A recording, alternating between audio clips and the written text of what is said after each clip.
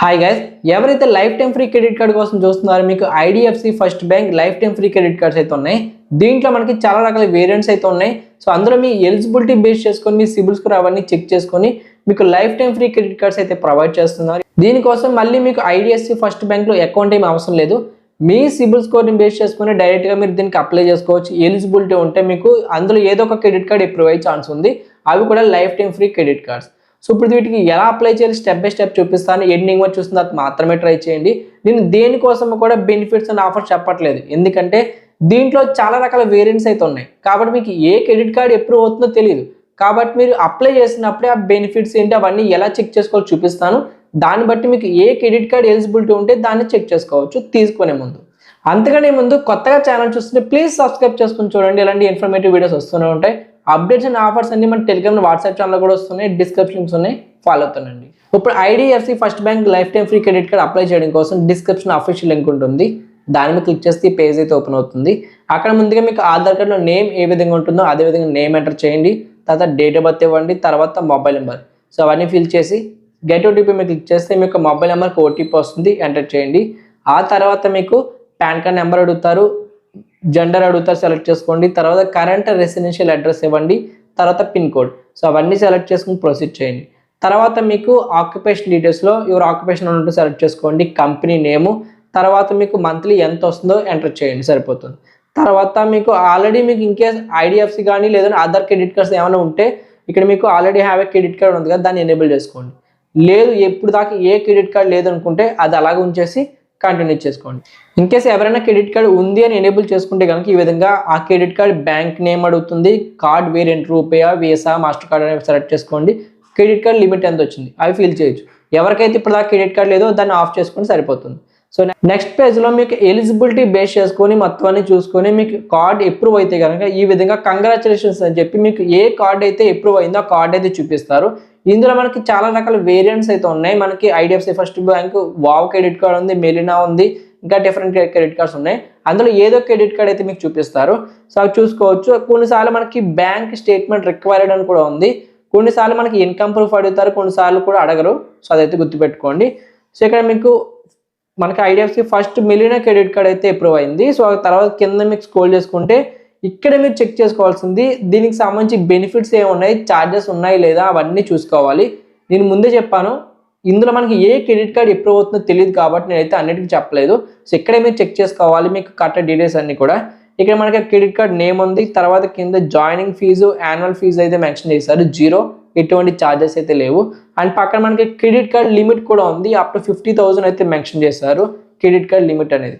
And కింద మీకు welcome gift voucher అని, తర్వాత మనకి ఈ కార్డుకి సంబంధించి ఏమేమి బెనిఫిట్స్ ఉన్నాయో అవన్నీ క్లియర్గా మెన్షన్ చేశారు. సో అవన్నీ మీరు అక్కడి నుంచే చెక్ చేసుకోవాలి. అవన్నీ మీకు సూటబుల్ అనిపిస్తే క్రెడిట్ కార్డ్ అయితే తీసుకోవచ్చు. లేదు మీకు సెట్ అవ్వట్లేదు, నచ్చలేదు అనుకుంటే మీకు బ్యాక్ కూడా వెళ్ళిపోవచ్చు కార్డు తీసుకోకుండానే.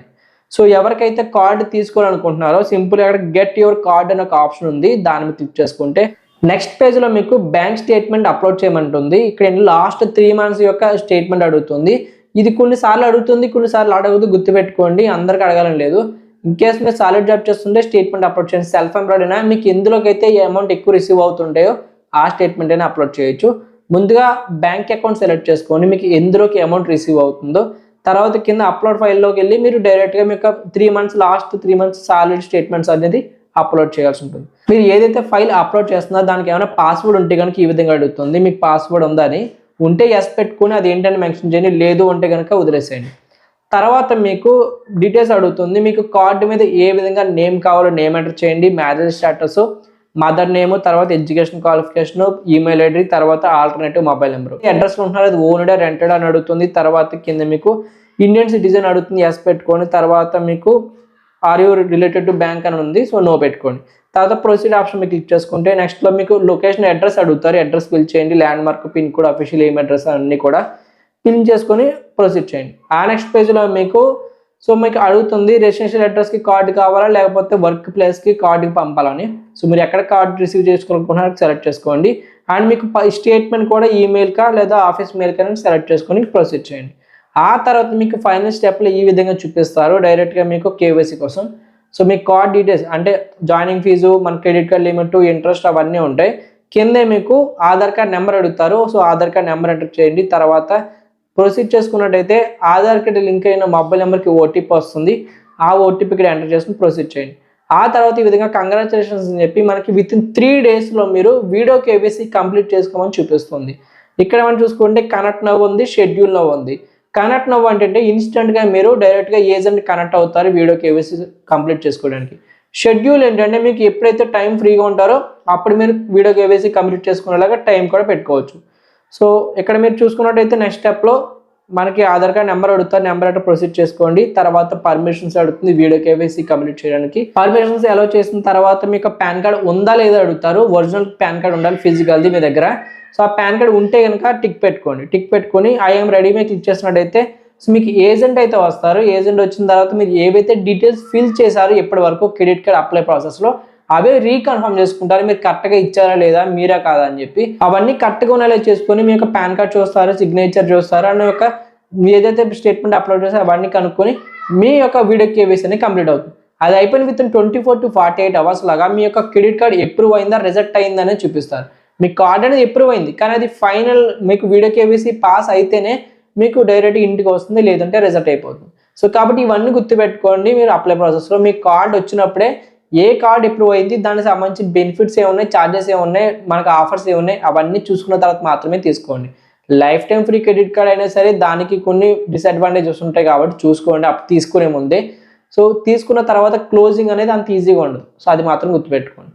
సో ఇలాంటి మరెన్నో వీడియోస్ కోసం ఛానల్ సబ్స్క్రైబ్ చేసుకోండి. ఇంకా అదర్ బ్యాంక్ క్రెడిట్ కార్డ్స్కి ఎలా అప్లై చేయాలో మన ఛానల్లో వీడియోస్ ఉన్నాయి. బ్యాంక్ అకౌంట్ ఓపెనింగ్ కానీ, పర్సనల్ లోన్ అప్లై కానీ అవన్నీ ఉన్నాయి. చూడండి మీకు ఏది అవసరం అయితే దాన్ని అయితే ట్రై చేయొచ్చు. ఇలాంటి మరిన్ని అప్డేట్స్ ఆఫర్స్ కోసం మన టెలిగ్రామ్, వాట్సాప్ ఛానల్ కూడా ఉన్నాయి. డిస్కషన్ లింక్స్ ఉన్నాయి, ఫాలో అవుతుండండి. Thank you.